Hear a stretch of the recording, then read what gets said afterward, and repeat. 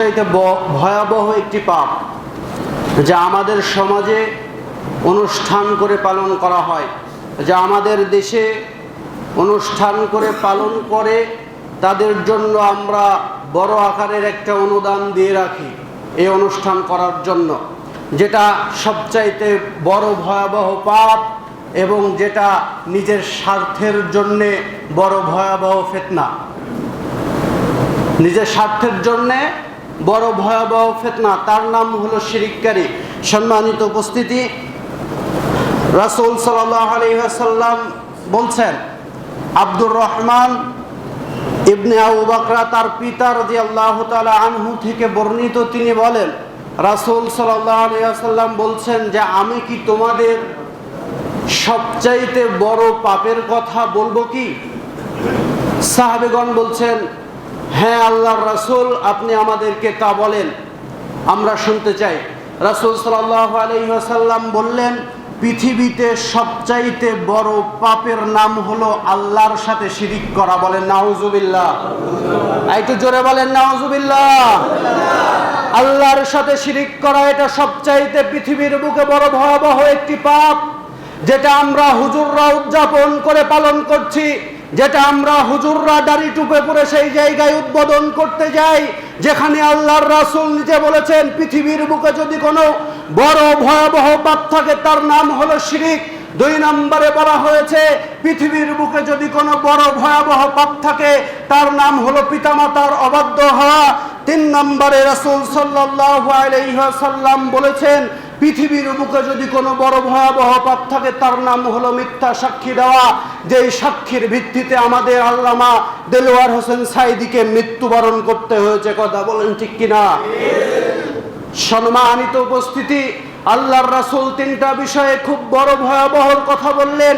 1 নম্বর হলো শিরিক করা, যেখানে আজকে হিন্দুরা আল্লাহর সাথে শিরিক করে।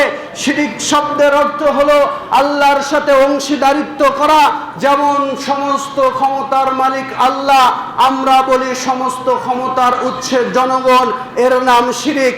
যেমন আল্লাহকে সেজদা করা, এটা আল্লাহর অধিকার, আল্লাহর হক।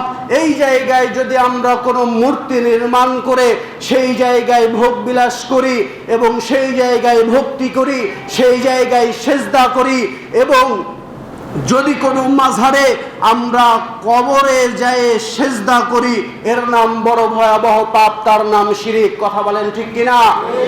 সম্মানিত উপস্থিতি, হিন্দুরা পূজা করে, হিন্দুরা সেজদা করে দুর্গাকে, আর আমরা মুসলমানরা সেজদা করি দরগাকে। বুঝতে পারছেন? হিন্দুরা সেজদা করে কাকে? দুর্গাকে। দুর্গাকে, এই যে দুর্গা পূজা যাচ্ছে না, হিন্দুরা সেজদা করে, মাথা নত করে এই দুর্গাকে, আর আমরা নামধারী মুসলমান সেজদা করি দরগা মাজারে গিয়ে। কথা বলেন ঠিক কিনা? তাহলে আল্লাহর সাথে অংশীদারিত্ব করা যাবে? করা যাবে না। কিন্তু আমরা ওই মুসলমান হয়ে তাদের হিন্দুদের দুর্গা পূজায় সেই জায়গায় গিয়ে আমরা মন্দির উদ্বোধন করছি শুধু আমাদের স্বার্থ হাসিলের জন্য। যদি আমরা এই দুর্গা পূজাকে উদ্বোধনে যাই, টুপি দাড়ি পরে যে ওই জায়গায় যদি অনুদান দিই, তারা আমাদের পক্ষে ছিল না। এর জন্য আমরা দুর্গা পূজায় উদযাপন তাদেরকে আমরা উৎসাহিত করতে যাই। সম্মানিত উপস্থিতি, ইসলাম কোনোদিন কখনো হিন্দুদের সাথে হিন্দুদের উদযাপনে অংশগ্রহণ করতে মুসলমানকে দেয় না। এটা কিয়ামত পর্যন্ত দিবে না। যদি কোনো মায়ের বেটা দেখাতে পারে আল্লাহর রাসূল হিন্দুদের উদযাপনে গিয়ে হিন্দুদের সাথে উদযাপনে, হিন্দুদের উৎসবে সেই জায়গায় তাদেরকে উৎসাহিত করেছে এবং শুভেচ্ছা জানিয়েছে, দেখাতে পারবে না। সম্মানিত উপস্থিতি, যদি আপনি ইতিপূর্বে চলে যান ইব্রাহিম আলাইহিস সালামের জামানায় যখন যাবেন, ইব্রাহিম আলাইহিস সালামকে তার সঙ্গীরা, তার সাথী ভাইয়েরা বলছে, চলো বাৎসরিক পূজা হচ্ছে, পূজার মণ্ডপে যাইতে হবে, চলো যাই। ইব্রাহিম আলাইহিস সালাম বললেন, আর নাজারা নাজরাতান ফিন নুজুম, আমি ইব্রাহিম আলাইহিস সালাম উপরের দিকে তাকালেন, তাকানোর পরে বললেন ইন্নী সাকিম, আমি অসুস্থ। সুবহানাল্লাহ বলেন। ইব্রাহিম আলাইহিস সালাম কি বললেন? আমি অসুস্থ, অতএব তোমাদের দুর্গা পূজায়, তোমাদের বাৎসরিক পূজায় মণ্ডপে আমি যাইতে পারবো না। তিনি বললেন না তোমাদের দুর্গা পূজায় আমি যাব না, তোমাদের বাৎসরিক পূজায় আমি যাব না। তিনি এই জায়গায় কৌশল খাটিয়ে বললেন ইন্নী সাকিম, আমি অসুস্থ। আমি কি অসুস্থ? আল্লাহর রাসূল ইব্রাহিম আলাইহিস সালাম সেই জায়গায় আপোষ করেনি, তাদের সাথে যায়নি, তাদের মূর্তি পূজায়, তাদের বাৎসরিক পূজায় সেই জায়গায় অংশগ্রহণ করেনি। যদি অংশগ্রহণ করত, তার প্রতি তার সদস্যরা, তার সাথী ভাইরা খুশি হতো না? খুশি হতো কিনা? খুশি হতো। এটা জানার পরেও ওই খুশির প্রয়োজন নাই ঘোষণা দিয়ে ইব্রাহিম আলাইহিস সালাম ওই পূজায় গেলেন না। আমরা মুসলিম এমন জাতি, আমরা এমন নামধারী মুসলমান, সাধারণ এই ভোটের জন্য, সাধারণ এই স্বার্থের জন্য আমরা মূর্তি পূজকদের সাথে অংশীদারিত্ব করছি। কথা বলেন ঠিক কিনা? আমরা আল্লাহর সাথে শরীক করছি, যেই জায়গায় এটা বড় ভয়াবহ একটি পাপ। সম্মানিত উপস্থিতি, তখন ইব্রাহিম আলাইহিস সালামকে বলা হলো তুমি যখন অসুস্থ, তাহলে তুমি আমাদের এই মূর্তিগুলোকে পাহারা দাও। কি করা হলো? বলা হলো পাহারা দাও। এখনো মানুষ যারা ইসলামপন্থী, যারা ইসলামিক দাবি করে যে আমরা ইসলাম প্রতিষ্ঠিত করব, তারাও মূর্তি পাহারা দিচ্ছে। ইব্রাহিম আলাইহিস সালামও মূর্তি পাহারায় নিযুক্ত ছিলেন। তার মানে এই নয় যে ইব্রাহিম আলাইহিস সালাম মূর্তি পাহারা দিয়েছে, আমাদেরকেও মূর্তি পাহারা দিতে হবে। এটা আমাদের দায়িত্ব বললে এটা ইসলামের সাথে প্রতারণা করা ছাড়া আর কিছু হতে পারে না। কথা বলেন ঠিক কিনা? সম্মানিত উপস্থিতি, শুধু ইতিহাস এতটুকুই নয়, শুধু ইব্রাহিম আলাইহিস সালাম মূর্তি পাহারা দিয়ে ক্ষান্ত হননি। তিনি মূর্তি পাহারার দায়িত্ব যখন পেয়েছিলেন, তখন তার পরের ইতিহাসটুকু আপনাদেরকে বর্ণনা করা উচিত। আপনি বলছেন মিডিয়ার সামনে ইব্রাহিম আলাইহিস সালাম মূর্তি পাহারা দিয়েছিলেন, তাকে দায়িত্ব দেওয়া হয়েছে, এটাও আমাদের উপরে দায়িত্ব, হিন্দু ভাইদের মূর্তি পাহারা দিতে হবে। এবার শুনে নেন ইতিহাস। রাসূল সাল্লাল্লাহু আলাইহি ওয়াসাল্লাম ইব্রাহিম আলাইহিস সালাম যখন মূর্তি পাহারায় নিযুক্ত হলেন, তার গোষ্ঠীধর সকলেই যখন পূজা মণ্ডপে চলে গেলেন, বাৎসরিক পূজার অনুষ্ঠানে যখন চলে গেলেন, ইব্রাহিম আলাইহিস সালাম ওই মূর্তি পাহারা দিয়ে ওই মূর্তিগুলোকে সুন্দরভাবে পাহারা দিয়ে রেখেছিলেন না ভেঙ্গে টুকরো টুকরো করেছিলেন? জোরে বলেন। ভেঙ্গে টুকরো টুকরো করেছিলেন, খান খান করে দিয়েছিলেন। ইতিহাস তোমার কয়ে গেল হুজুর, তুমি বলো ইব্রাহিম আলাইহিস সালাম মূর্তি পাহারা দিয়েছে তাই আমরা পাহারা দিই। ইব্রাহিম আলাইহিস সালাম মূর্তিকে ভেঙ্গে খান খান করেছে, ওই ফতোয়ায়, ওই ইতিহাসে এই ঘটনা পাওয়া যায়। তোমার এই ঘটনা গেল কোথায়? কথা বলেন ঠিক কিনা? এই ঘটনা কোথায় গেল? এবার শোনেন, ইব্রাহিম আলাইহিস সালামকে যখন মূর্তি পাহারার দায়িত্ব দেওয়া হলো, ইব্রাহিম আলাইহিস সালাম মূর্তির ঘর খসালেন। খসায় গিয়ে দেখলেন মূর্তির সামনে দেওয়া আছে মিষ্টি, বড় বড় রসগোল্লা, বড় বড় ভোগ, বড় বড় আপনার কি বলে মূর্তিগুলোকে খাবার দেয় না? দেয়। এখন যে তারা পূজা উদযাপন করছে তাদেরও খাবার দেয়। ইব্রাহিম আলাইহিস সালাম ওই মূর্তিগুলোর সামনে গেলেন, গিয়ে দেখছেন একটা হা করে আছে, আরেকটা 10 হাত আছে, আরেকটা ঘোড়ার উপরে আছে, আরেকটা কোরাল নিয়ে বসে আছে। ইব্রাহিম আলাইহিস সালাম বললেন মূর্তি বানিয়েছে মাটি দিয়ে, এরা দিয়েছে সামনে খাবার, এ খাবার তারা খায় নাকি? সন্দেহ করলে এ খাবার খায় মনে করে ইব্রাহিম আলাইহিস সালাম মূর্তির সামনে খাবারগুলো তুলে ধরলেন, তুলে ধরে বললেন খা। মূর্তি খাইতে পারে? মাটির তৈরি। আচ্ছা বলেন তো তারা কত নিম্ন শ্রেণীর মানুষ। আপনি দেখেন, আমি মুসলিম উদ্দিন একটা মূর্তি মাটি দিয়ে তৈরি করলাম, মাটি দিয়ে একটা মূর্তিকে তৈরি করলাম, তৈরি করার পর তার চোখ বানাইলাম, মুখ বানাইলাম, কান বানাইলাম, হাত দিলাম, পা দিলাম, বডি দিলাম, দেওয়ার পরে আগুনে পুড়াইলাম, আগুনে পুরানোর পরে শক্ত হইল, শক্ত হওয়ার পরে রং মিস্ত্রিকে ডেকে নিয়ে এসে রং করলাম, রং করার পর সুন্দর চেহারা নিয়ে আসলাম। এই মূর্তি বানাইলো কে বলেন তো? আমি তো বানাইলাম, আমি মুসলিম উদ্দিন এই মূর্তি বানাইলাম, তাহলে এই মূর্তির স্রষ্টাকে, মূর্তির স্রষ্টাকে আমি নিজে। আমি যখন এই মূর্তিকে তৈরি করলাম, অর্থাৎ মূর্তির স্রষ্টা হইলাম আমি। আমি যখন ইচ্ছা করব মূর্তিকে ভেঙ্গে খান খান করে দিতে পারি। আমি যদি ইচ্ছা করি মূর্তির ওই পূজার ওই মণ্ডপের মূর্তিগুলোর আর চোখ নষ্ট করে দিতে পারি, হাত ভেঙে ফেলতে পারি, কান নষ্ট করে দিতে পারি, এ ক্ষমতা আমার, কারণ আমি সৃষ্টি করেছি ওই মূর্তিকে। কথা বলেন ঠিক কিনা? তাহলে এই হিন্দু জাতি, তাদেরকে আমি গালি দিব না, তাদের ধর্ম তারা পালন করবে, কিন্তু আমি বুঝাইতে চাই যেই মূর্তিকে আমি নিজে বানাইলাম, মানুষ বানাইলো, এই মানুষ কোন ভিত্তিতে তারা ওই মূর্তিকে আবার মাথা নত করতে পারে, ওই মূর্তিকে আবার সেজদা করতে পারে? কোন ভরসায়? তাদের বাইবেল, গীতা বলেন, এর ভিতরে একটা শ্লোক আছে, সে শ্লোকটা হলো একং ব্রহ্ম দ্বিতীয় নেহেরা নাস্তি নেহেরা কিঞ্চন। এই এই এই শ্লোকে বলা হচ্ছে একং ব্রহ্ম, আল্লাহ এক। ভগবান যদি কেউ থাকে, একং ব্রহ্ম, ভগবান যদি কেউ থাকে, সেটা হলো এক আল্লাহ। আল্লাহ ছাড়া আর কোনো ভগবান নাই, আল্লাহ ছাড়া আর কোনো ইলাহা নাই, তিনি কাউকে জন্ম দেয়নি। একং ব্রহ্ম দ্বিতীয় নেহেরা নাস্তি, তিনি ছাড়া আর কোনো আল্লাহ নেই, তিনি ছাড়া আর কোনো ভগবান নেই, তিনি কাউকে জন্ম দেননি, তাকেও কেউ জন্ম দেয়নি। এটা হিন্দুদের একটা ধর্মগুরুর শ্লোক।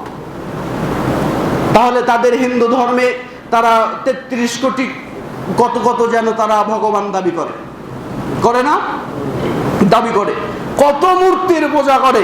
ভালো একটা হিন্দু যখন প্রশ্ন করবে এর অর্থ কি দাঁড়ায়, এর অর্থ বাংলায় বললে হিন্দু বুঝতে পারবে তো, যে এক আল্লাহর ইবাদত করতে হবে, ভগবান যদি কেউ থাকে সে এক, তার কোনো শরিক নেই।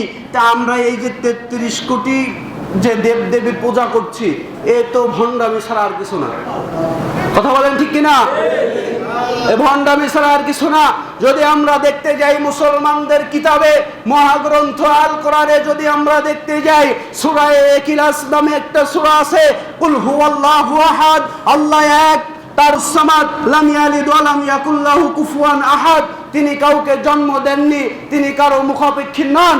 এভাবে আমাদের মহাগ্রন্থ আল কোরআনে ঠিক একইভাবে বলা আছে যে আল্লাহ এক, তার কোনো শরীক নেই, তার কোনো শরীক নাই। কোন হিন্দু যদি তার ধর্মকে বিশ্বাস করে, তাহলে বিশ্বাস করতে হবে আল্লাহ এক, ভগবান এক, তার কোনো শরীক নেই। আমরা যে ৩৩ কোটি দেবদেবীর পূজা করছি, এটা একান্তই ধর্ম, এরা একান্তই হিন্দু ধর্মের প্রতি প্রতারণা ছাড়া আর কিছু না। আর হাত এক জায়গায়, পা এক জায়গায়, মূর্তি গেল ভেঙে চূর্ণ বিচূর্ণ হলো। কিভাবে হলো? তখন বলছে তোমাদের দেবদেবীর কথা, তোমরা ৩৩ কোটি ভগবানের বিশ্বাসী, কত দেবদেবীর পূজা করো, দেখো তোমাদের দেবদেবীর ভিতরে সবচাইতে বড় মূর্তির কাঁধে আছে কুড়াল, দেখো তো ওই বড় মূর্তির কথা হয়তো বা ছোটরা শুনেনি, যার কারণে ওই ভেঙ্গে চূর্ণ বিচূর্ণ করে কাঁধে কুড়াল নিয়ে ঝুলে আছে। কাছে যাও না, তোমাকেও বসান দিতে পারে, তোমাকেও বসান দিতে পারে। এ কথা বলার পর তারা তো জানে আমাদের মূর্তি লড়তেও পারে না, চড়তেও পারে না, কথাও বলতে পারে না, তাহলে তারা ভাঙবে কিভাবে? তাদের মুখের কথা যে আমার মূর্তি লড়তে পারে না, চড়তে পারে না, এক জায়গায় রাখলে ওখানেই থাকে, সে ওই জায়গা থেকে আসলো কিভাবে, ভাঙলো কিভাবে? বলো। ইব্রাহিম আলাইহিস সালাম সুযোগ পাইলেন যে তোমাদের দেবদেবী লড়তেও পারে না, চড়তেও পারে না, খাইতেও পারে না, কথা বলতেও পারে না, এমন এত বোকামি তোমরা করেছো, খাইতে পারে না, খাবার দিয়ে রেখেছো, লড়তেও পারে না, চড়তেও পারে না, আবার বলছো তারা কথাও বলতে পারে না, এমন দেবদেবীর পূজা তোমরা করো। এটা দুর্বলতা না? হিন্দুদের দুর্বলতা না এটা? তো ইব্রাহিম আলাইহিস সালাম মূর্তিগুলোকে ভেঙ্গে চূর্ণ বিচূর্ণ করলেন, আর আপনি আপনার মাথায় টুপি, দাড়ি, জুব্বা পরে আপনিও মূর্তিগুলোকে পাহারা দিলেন। ইব্রাহিম আলাইহিস সালামও মূর্তি পাহারার দায়িত্বে ছিলেন। শেষ পরিণতি মূর্তিগুলোকে ভেঙ্গে চূর্ণ বিচূর্ণ করলো, আর আপনি মূর্তিগুলোকে পাহারা দিয়ে, তাদের ভোগ ভক্ষণ করে, তাদের আনন্দে, তাদের উৎসবে আপনি উদযাপন করলেন।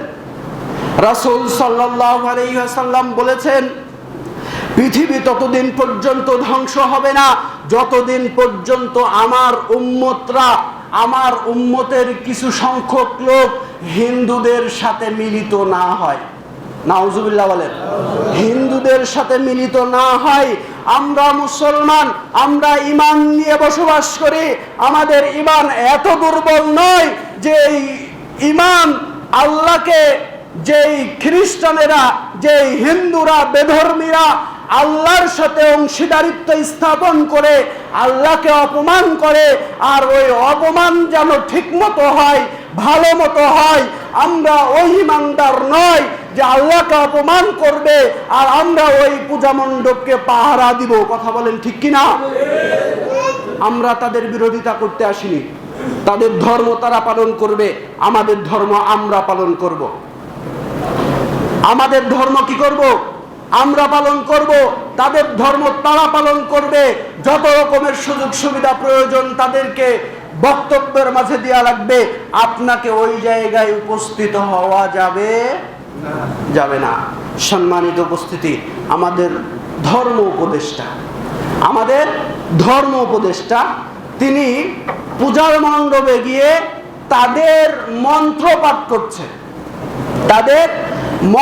পাঠ করছে এবং তাদের সাথে কোলাকুলি করছে। একজন নেতা, কোন দলের নেতা এটা পরে কথা হবে, নাম কি পরে কথা হবে। ভিডিওতে আপনারা দেখেছেন, সোশ্যাল মিডিয়ায় যারা সংযুক্ত আছেন তারা দেখেছেন, একজন নেতা বলেছে রোজা আর পূজা মুদ্রার এপিঠ আর ওপিঠ। বলেন নাউজুবিল্লাহ। পূজা আর রোজা মুদ্রার এপিঠ আর ওপিঠ একই কথা, মূল্য এক জায়গায়। 1 টাকার একটা কয়েল, মুদ্রা মনে করেন, 1 টাকার একটা কয়েলে এক পারে কি দেয়া ছিল জানো? শাপলা, আরেক পারে মানুষের ছবি। তিনি এই জায়গায় বলেছেন যে এক পারে শাপলা, আরেক পারে আনারস। একথা তিনি বলেছেন তার বক্তব্যে। তো এটা মনে হয় 2 টাকার কয়েনে হতে পারে, 2 টাকার কয়েনে, 8 আনার কয়েনে। আচ্ছা যাই হোক, সে কথা বলেছে। তো আমি বলেছে যে মুদ্রার এপিঠ রোজা আর ওপিঠ পূজা। তো একটা মুদ্রার মূল্য ততটুকুই তো, ততটুক না? যদি 1 টাকার কয়েন হয়, এই পারে মানুষের ছবি, ওই পারে শাপলার ছবি, তো মুদ্রার এপিঠ যদি রোজা হয়, 1 টাকার কয়েনের এপিঠ যদি রোজা হয়, 1 টাকার কয়েনের ওপিঠে যদি পূজা হয়, তাহলে মূল্য কি এক না? 1 টাকা না? 2 টাকা হবে কি? আসলেও কি পূজার মূল্য আর রোজার মূল্য সমান? পূজার মূল্য আর রোজার মূল্য সমান? পৃথিবীর বুকে এমন কোন আমল নাই যে আমল আল্লাহ সুবহানাহু ওয়া তাআলা কিয়ামতের ময়দানে নিজে হাতে প্রদান করবে। এই আমলের নাম হলো রোজা। বলেন সুবহানাল্লাহ। আর আমার নেতা বলে যে রোজা আর পূজা মুদ্রার এপিঠ আর ওপিঠ। মুনাফিক আর কাফের এপিঠ আর ওপিঠ, আর ঈমান আর কাফের এই মুদ্রার এপিঠ ঈমান আর ওই পিঠ কাফের। মূল্য যেমন 1 টাকা, আর ঈমানের মূল্য তেমন। কথা বলেন ঠিক কিনা? আমরা ঈমানদার, আমরা কখনো পূজার সাথে রোজার তুলনা দিতে পারি না। পূজার সাথে রোজার তুলনা দিতে পারবো না। সম্মানিত উপস্থিতি, তাহলে পৃথিবীর বুকে ভয়াবহ পাপ কি? শিরক। যেই জায়গায় মুসলমানদের প্রভুকে, মুসলমানদের আল্লাহর সাথে অংশীদারিত্ব করে ওই জায়গায় মুসলমানদের আল্লাহকে অপমান অপদস্থ করা হয়, আর তুমি মুসলমান ওই জায়গায় গিয়ে তাদের নর্তকীগুলোকে দেখছো, তোমার সামনে তোমার আল্লাহকে অপমান করছে, তোমার অন্তরে জ্বালা ওঠে না? তোমার অন্তরে কষ্ট লাগে না? তোমার অন্তরে পরিকল্পনা জাগে না যে ছি এটা কি করা হচ্ছে? আল্লাহ পবিত্র, আল্লাহর সাথে অংশীদারিত্ব করে আল্লাহকে অপমান করা হচ্ছে।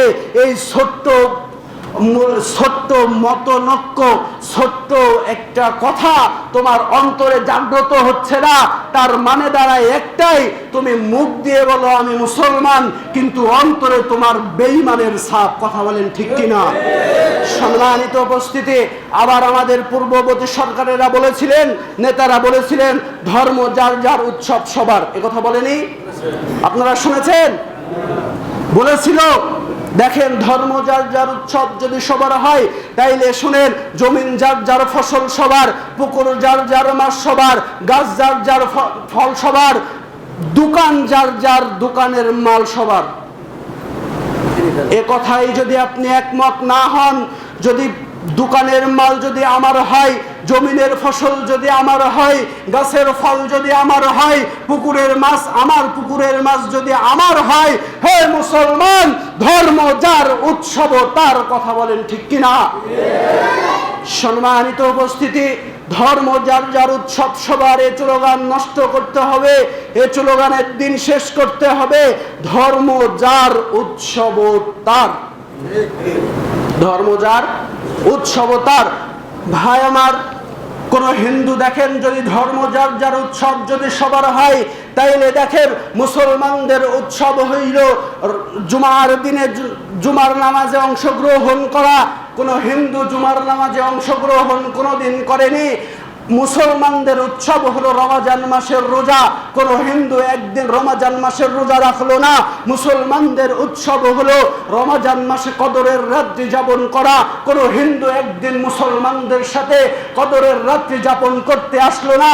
মুসলমানদের উৎসব ঈদুল ফিতরের নামাজে অংশগ্রহণ করা। কোন হিন্দু একদিন ঈদুল ফিতর নামাজে অংশগ্রহণ করলো না।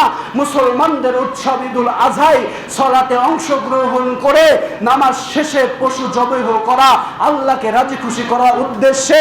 কোন হিন্দু একদিন তোমার সাথে পশু জবাই করতে আসলো না। তুমি মুসলমান কিভাবে হিন্দুদের দুর্গা পূজায় গেলা?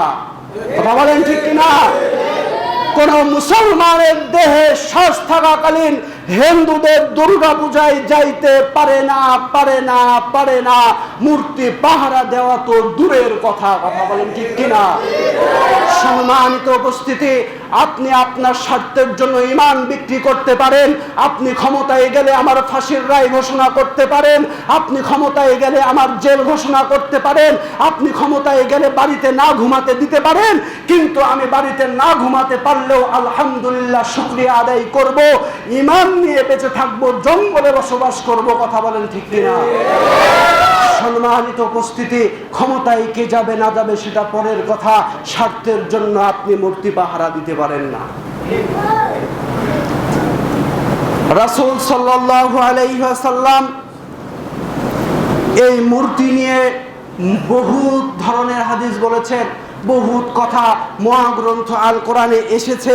যখন দেখবেন লুকমান আলাইহিস সালাতু ওয়াস সালাম, লুকমান হিকিম তার সন্তানকে বলছেন সূরা লুকমানের 13 নম্বর আয়াত, ইন্না শিরকা লা যুলমুন আযীম, হে বৎস শিরিক করো না। শিরিক সবচাইতে ভয়াবহ বড় অত্যাচার। শিরিক কি? সবচাইতে ভয়াবহ বড় অত্যাচার। সম্মানিত উপস্থিতি, আপনি যখন শিরিকের পূজায় তাদের উৎসবে অংশগ্রহণ করবেন, এই দেখেন আল্লাহর রাসূল সাল্লাল্লাহু আলাইহি ওয়াসাল্লাম বলছেন, আল্লাহ তাআলা বলেন, ইন্নাল্লাহা লা ইয়াগফিরু আন ইউশরাকা বিহি ওয়া ইয়াগফিরু মা দুনা যালিকা লিমান ইয়াশাউ ওয়া মান ইউশরিক বিল্লাহি ফাকাদ ইফতারা ওয়া ইসমান আযীমা। নিশ্চয় আল্লাহ তার সাথে শিরিক করার পাপ ক্ষমা করবেন না, আর তিনি এর চেয়ে নিম্ন পর্যায়ের পাপ যাকে ইচ্ছা ক্ষমা করবেন। আর যে আল্লাহর সাথে শিরিক করলো সে তো মহা মিথ্যা রটনা করলো। বলেন নাউজুবিল্লাহ। সে তো মহা মিথ্যা কি করলো? রটনা করলো, প্রচার করলো। আপনি মুসলমান, আপনার সামনে আপনি মূর্তি পাহারা দিচ্ছেন, আপনার সামনে তারা আল্লাহর সাথে মিথ্যা রটনা করছে। মিথ্যা কি করছে? প্রচার করছে, রটনা করছে। আপনি মুখ দিয়ে তাদেরকে বাধা দিচ্ছেন না, মুখ দিয়ে তাদেরকে কি করছেন না? বাধা দিচ্ছেন না, হাত দিয়ে বাধা দিচ্ছেন না। হতে পারে আপনার ক্ষমতা নাই, যদি জিহাদের শেষ অংশে আসে জিহাদের হাদিসের শেষ অংশেও যদি আসেন তাও তো আপনি অপরাধী। কিভাবে? জিহাদের অর্থ হলো, যদি আপনার ক্ষমতা থাকে অন্যায়ের হাত দিয়ে বাধা দিতে হবে। অন্যায়ের কি করতে হবে? হাত দিয়ে বাধা দিতে হবে। ক্ষমতা নাই, পারেন না, মুখ দিয়ে বলেন। মুখ দিয়ে বলার ক্ষমতা নাই, অন্তর দিয়ে ঘৃণা করেন। তো অন্তর দিয়ে যদি আপনি ঘৃণা করেন, কোনোদিন কোনো কোশ্চেন কালেও তো ওই অন্তর মূর্তিকে পাহারা দিবে না। আপনার কোন ইমানের বলে আপনি মূর্তিকে পাহারা দেন, আবার মুসলিম দাবি করেন? বলেন। সম্মানিত উপস্থিতি, আপনি দেখেন, যেখানে মিথ্যা রটনা করা হয়, ইন্নাহু মান ইশরিক বিল্লাহি ফাকাদ হারামাল্লাহু আলাইহিল জান্নাহ ওয়া মাওয়াহুমুন নার ওয়া মা লিয-যালিমিনা মিন আনসার, নিশ্চয় যে ব্যক্তি আল্লাহর সাথে অংশীদার স্থাপন করে, আল্লাহ তার জন্য জান্নাত হারাম করেছেন। বলেন নাউজুবিল্লাহ। জান্নাত কি করেছেন? হারাম করেছেন। এবং তার বাসস্থান হচ্ছে জাহান্নাম। আর অত্যাচারীদের কোনো সাহায্যকারী নেই। অত্যাচারীদের কোনো সাহায্যকারী আছে? নাই। এবার দেখেন, রাসূল সাল্লাল্লাহু আলাইহি ওয়াসাল্লাম, আল্লাহ সুবহানাহু ওয়া তাআলা তার মাধ্যম দিয়ে জানাচ্ছেন যে ওয়ালাকাদ উহিয়া ইলাইকা ওয়া ইলাল্লাযিনা মিন ক্বাবলিকা লাইন আশরাকতা লা ইয়াহবাতান্না আমালুকা ওয়া লা তাকুনান্না মিনাল খাসিরিন। সূরা জুমার 65 নম্বর আয়াতে আল্লাহ তাআলা বলেন, আপনার প্রতি এবং আপনার পূর্ববর্তীদের প্রতি আদেশ করা হয়েছে যে যদি আপনি আল্লাহর সাথে শিরিক স্থাপন করেন, তাহলে আপনার আমল নষ্ট হয়ে যাবে। বলেন নাউজুবিল্লাহ। আপনার আমল কি হবে? নষ্ট হয়ে যাবে। তো যারা শিরিক করে, আপনি যদি তাদের সহযোগিতা করেন, তাদের পূজায় অংশগ্রহণ করেন, তাহলে এটা কি শিরিকের সাথে শামিল নয়? শিরিকের সাথে শামিল নয়।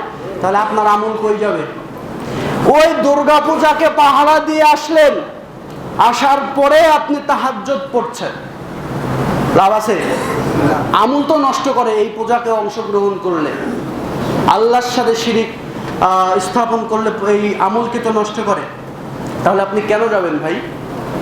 যাওয়ার কোনো অপশন আছে? অপশন নাই। অতএব মানুষকে সচেতন হতে হবে। মানুষকে সচেতন হতে হবে। কে ইসলামপন্থী আর কে বামপন্থী, এটা মানুষকে চিনাতে হবে। দিনে দিনে চিনাতে হবে, আস্তে আস্তে চিনাতে হবে।